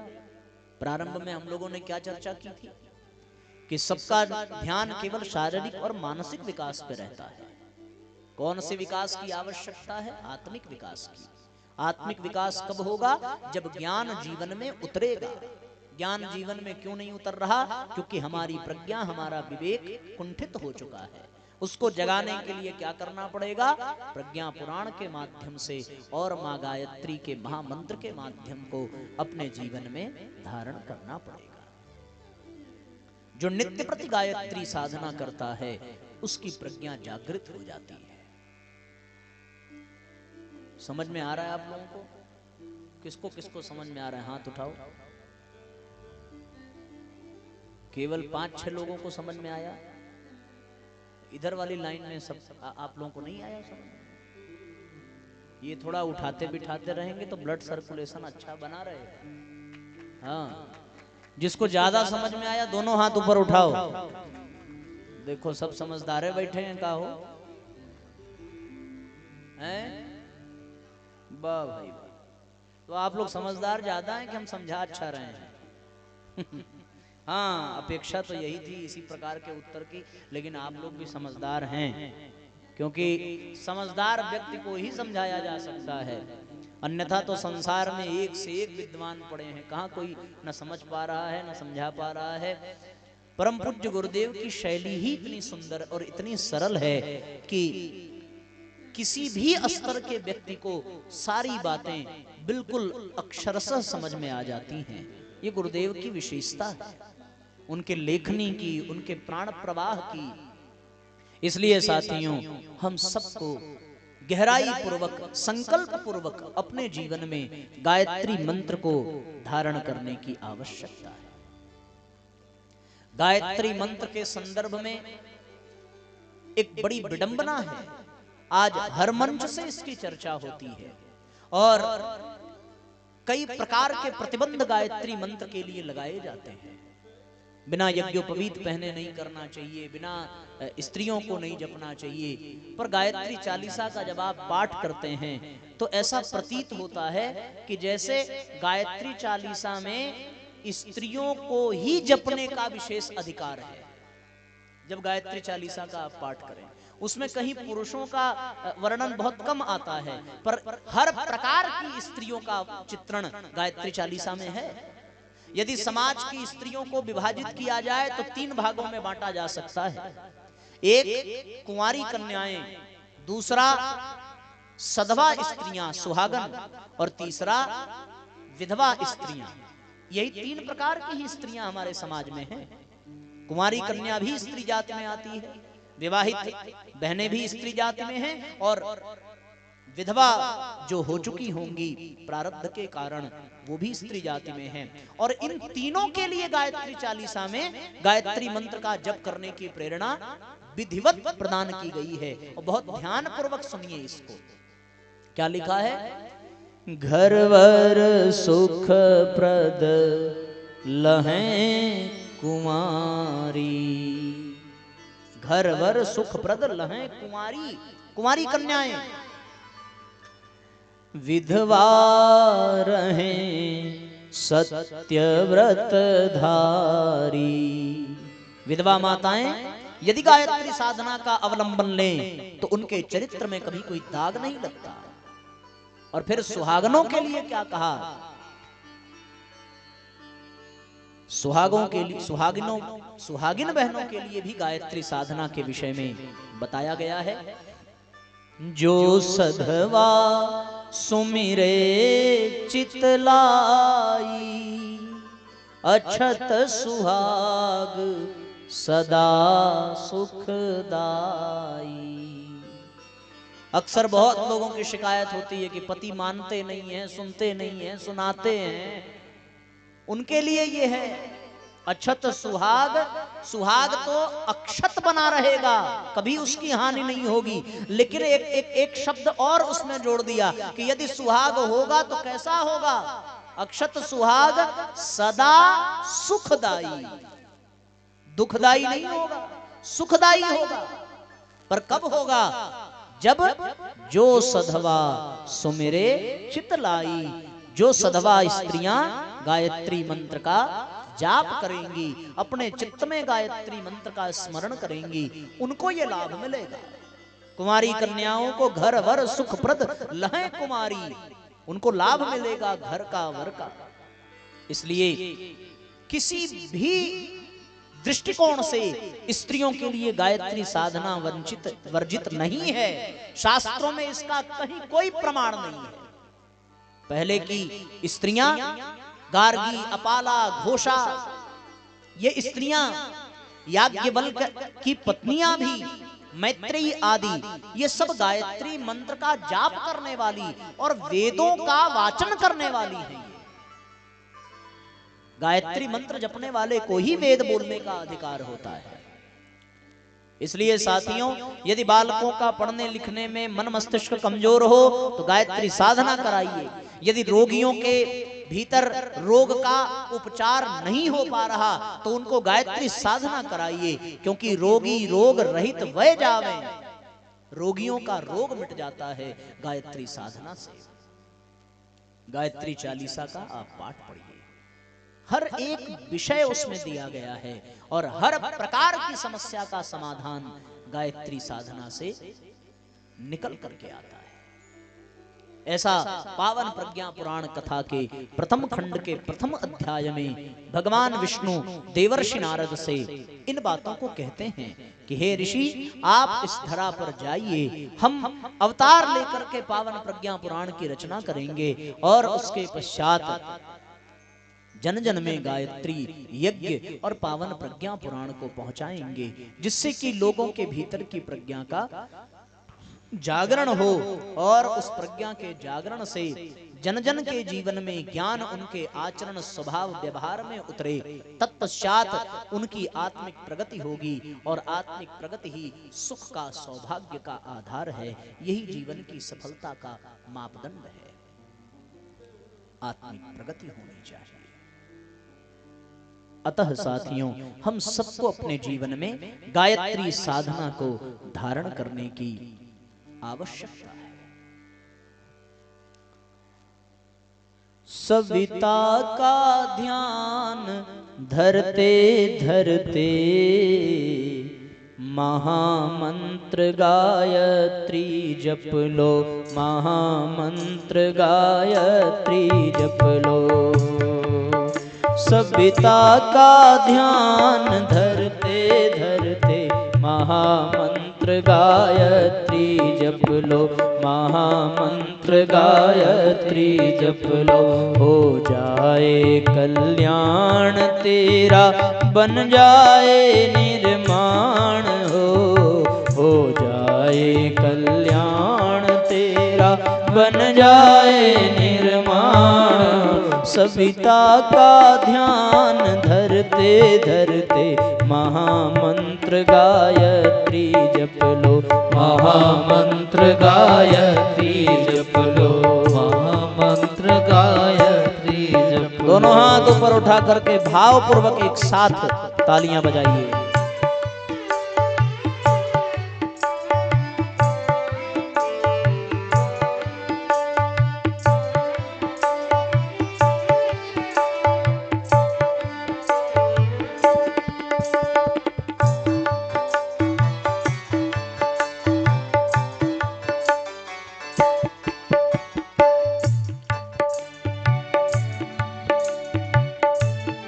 ओम भूर्भुवस्वः तत्सवितुर्वरेण्यं भर्गो देवस्य धीमहि धियो यो न प्रचोदयात्। ओम भूर्भुवस्वः तत्सवितुर्वरेण्यं भर्गो देवस्य धीमहि धियो यो न प्रचोदयात्।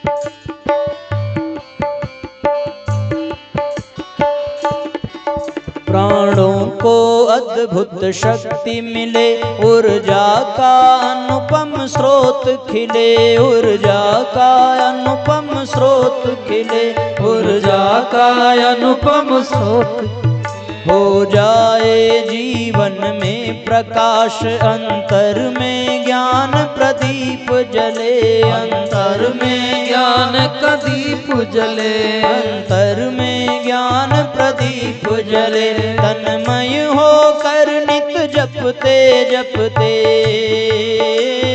हो, तन्मय होकर नित जपते जपते महामंत्र गायत्री जप लो। मिट जाए अज्ञान सबका, हो जाए कल्याण, मिट जाए अज्ञान सबका, हो जाए कल्याण। सविता का ध्यान धरते धरते महामंत्र महामंत्र गायत्री जप लो, महामंत्र गायत्री जप लो।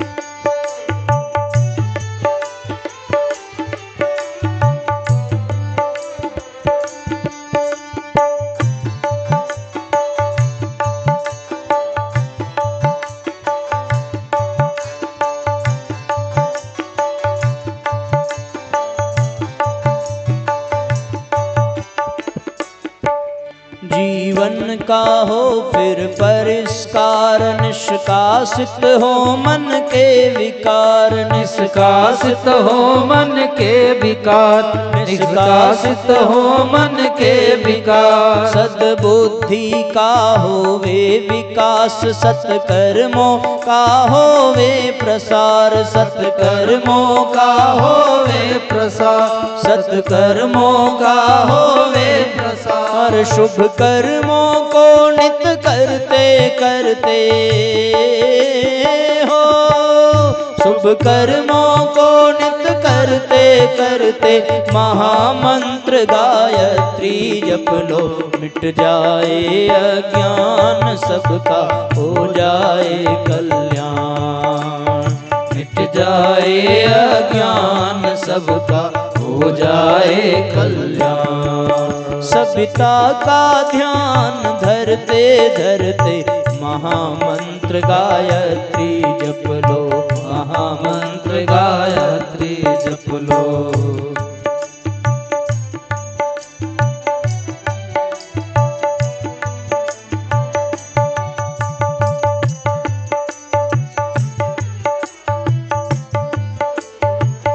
दोनों हाथ ऊपर उठा करके एक साथ तालियां बजाइए और एक साथ दोहराइए।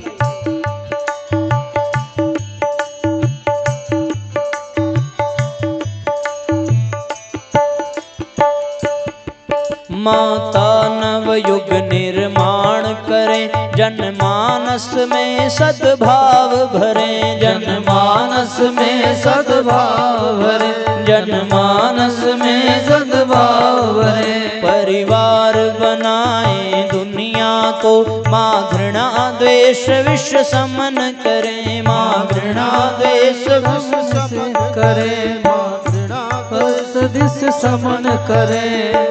ओ जनमानस शोधन करते करते हो, जनमानस शोधन करते करते महामंत्र गायत्री जप लो। मिट जाए अज्ञान सबका हो जाए कल्याण, मिट जाए अज्ञान सबका हो जाए कल्याण। सविता का ध्यान धरते धरते महामंत्र गायत्री जप लो, महामंत्र गायत्री जप लो।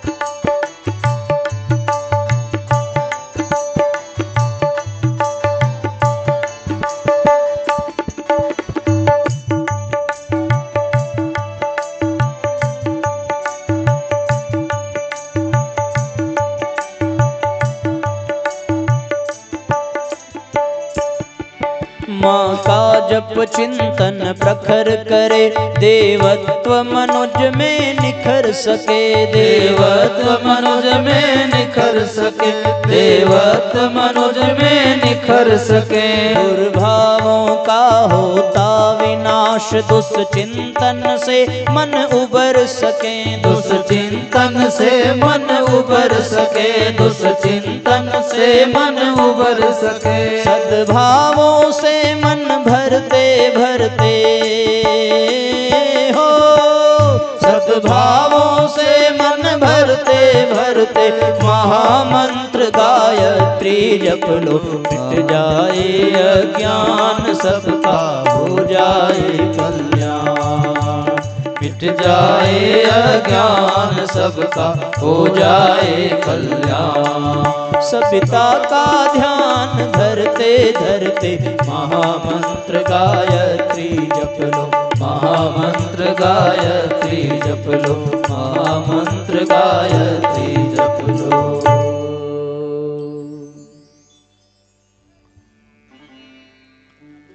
बोलिए गायत्री माता की जय, बोलिए यज्ञ भगवान की जय, बोलिए परम पूज्य गुरुदेव की जय, बोलिए वंदनिया माता जी की जय, आज के आनंद की जय, धर्म की जय हो, अधर्म का नाश हो, प्राणियों में सद्भावना हो, विश्व का कल्याण हो, सत्य सनातन धर्म की जय हो। तो साथियों, जीवन में गायत्री साधना के माध्यम से हम अपनी आत्मिक प्रगति को प्रशस्त करें, ऐसा भाव आज के इस चिंतन में देवर्षि नारद और भगवान विष्णु के संवाद के माध्यम से हम सब ने सुना। जब विवेक का, सद्बुद्धि का, सद्ज्ञान का जागरण होगा तो ही हमारे जीवन में जो हमें ज्ञान प्राप्त है, जो जानकारी प्राप्त है, उसे हम अपने आचरण और अपने व्यवहार में उतार सकेंगे। जब गायत्री साधना के परिणाम स्वरूप दिव्य ज्ञान हमारे जीवन में, हमारे आचरण में, हमारे कर्म में उतरने लगेंगे, तब निस्संदेह हम सबका जीवन अत्यंत सुखी, समुन्नत और श्रेष्ठ बनता चला जाएगा।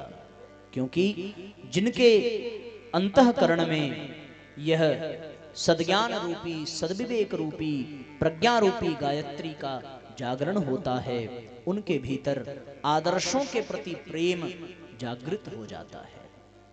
भगवान देवर्षि नारद से कहते हैं, अंतःकरण में प्रस्फुटित आदर्शों के प्रति प्रेम जो, मुनिराज यह निस्वार्थ प्रेम, सद्भाव युत श्रद्धा है वो।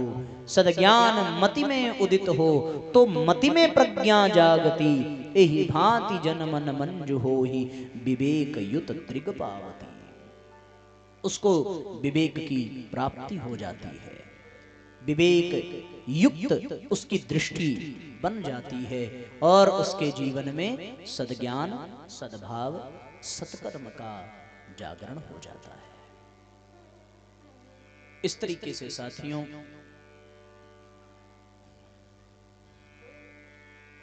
किस प्रकार से हम अपने भीतर सद्ज्ञान, सद्विवेक को जागृत करेंगे, किस प्रकार हम अपने आप को गायत्री साधना से जोड़ेंगे, कौन कौन से अनुशासन हैं गायत्री साधना को फलित करने के लिए, कैसे हम उन अनुशासनों का पालन करेंगे, उसकी विधि क्या है, उसके पीछे का भाव क्या है, ये सारी बातें हम सभी विस्तार पूर्वक सुनेंगे।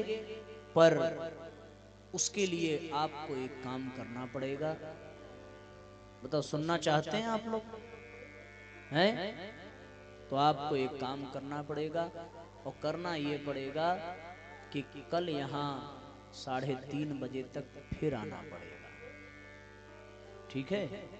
अगर आप 3:30 बजे तक कल फिर आएंगे, तब आप ये अनुभव कर पाएंगे कि गायत्री साधना कैसे करनी चाहिए, क्या अनुशासन है, क्या विधि है, और उस साधना को करके जिसकी साधना से देवता भी विजयी होते रहे हैं, स्वयं भगवानों ने भी गायत्री की साधना की है, और मानव से देव मानव, महामानव बनने की टकसाल गायत्री साधना में देखने को मिलती है, जिसके परिणाम से हमारे परिवार में, घर में बाल बच्चों में, सब में सुसंस्कृति, संस्कार और सत्कर्मों की, सदाचरणों की सुवास देखने को मिलती है। वो गायत्री साधना कैसे करेंगे, किस प्रकार करेंगे, इसको हम लोग कल सुनेंगे। आइए अब आरती की तैयारी कर लें और आज के सत्र को यहीं पर विश्राम दिया जाए। देवर्षि नारद ने भी भगवान श्री हरि को प्रणाम किया और प्रणाम करके घर घर पावन प्रज्ञा पुराण का संदेश पहुंचाने और जन जन को के मन में ऋतंभरा प्रज्ञा को जागृत करने हेतु गायत्री साधना के अनुशासन और विधि विधान को समझाने के लिए तत्पर हो गए। आज उसी क्रम में उन्हीं के प्रेरणा से हम सब इस परिसर में भी यह दिव्य आध्यात्मिक लाभ प्राप्त कर रहे हैं। ऐसी परिस्थिति में सब भावपूर्वक अपने स्थान पर खड़े होकर के आरती का क्रम बना लें। गायत्री मंत्र साथ साथ। ओम भूर्भुवः स्वः तत्सवितुर्वरेण्यं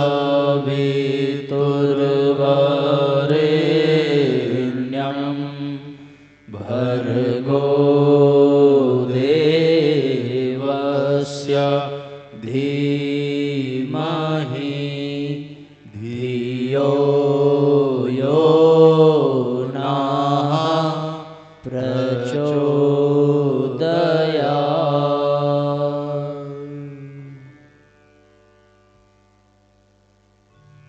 खड़े हो जाएं सभी लोग, एक साथ आरती करेंगे। ओम चंद्रमा मनसो जातश्चक्षो सूर्यो अजायत श्रोत्राद्वायुष्य प्राणस्य मुखादग्निरजायत।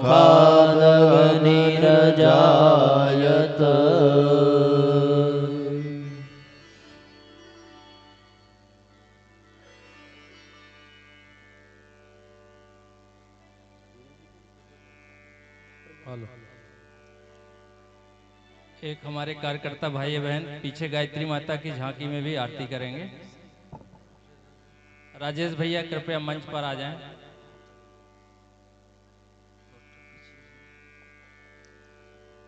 आरती श्री प्रज्ञा पुराण की, आरती श्री प्रज्ञा पुराण की, आरती श्री प्रज्ञा पुराण की, युग दृष्टा के दिव्य ज्ञान की, युग दृष्टा के दिव्य ज्ञान की। जन पीड़ा से हो संवेदित, हे देवर्षि विकल उद्वेलित, युग जिस पीड़ा से है पीड़ित, कि श्री विष्णु समक्ष निवेदित। पीड़ा युग के विकल प्राण की, आरती श्री प्रज्ञा पुराण की, आरती श्री प्रज्ञा पुराण की। दीन दयालु दुखी जन जन है, त्रैतापों से तापित मन है। दूषित हुआ मनुज चिंतन है, विकृत होता जन जीवन है। युक्ति बताएं आप प्राण की, युग विधि बताएं आप त्राण की आरती श्री प्रज्ञा पुराण की आरती श्री प्रज्ञा पुराण की या प्रभु का प्रज्ञावतार है युग पीड़ा का शमन सार है ज्ञानामृत की सुधाधार है दुष्चिंतन मद का उतार है विधि भव रोगों के निदान की आरती श्री प्रज्ञा पुराण की आरती श्री प्रज्ञा पुराण की श्रद्धा से युक्त पढ़े जो जीवन में आचरण करे जो दुष्चिंतन से सहज लड़े वो प्रज्ञा के सोपान चढ़े वो यह विधि है प्रज्ञावतार की आरती श्री प्रज्ञा पुराण की आरती श्री प्रज्ञा पुराण की कर्पूर गौरम करुणावतारम संसार सारम भुजगेन्द्रहारम सदा वसंतम हृदयारविंदे त्वं भवानी सहितं नमामि त्वमेव माता च पिता त्वमेव बन्धु च सखा त्वमेव विद्या द्रविडं त्वमेव सर्वं मम देवदेव मनोजवं मारुतुल्यवेगं जितेन्द्रियं बुद्धिमतावरेशं वातात्मजं वानरयुतमुख्यं श्रीरामदूतं शरणं प्रपद्ये। जलेन शीतलीकरणम जल से आचमन कर देंगे। आरार्तिकम समर्पयामि। सभी लोग पीछे होकर के बैठ जाएंगे। ओम स्तुता मया वरदा वेद माता प्रचोदयन्तं पावमानि द्विजानाम् आयोः प्राणं प्रजां पशुं कीर्तिं द्रविणं ब्रह्मवर्चसा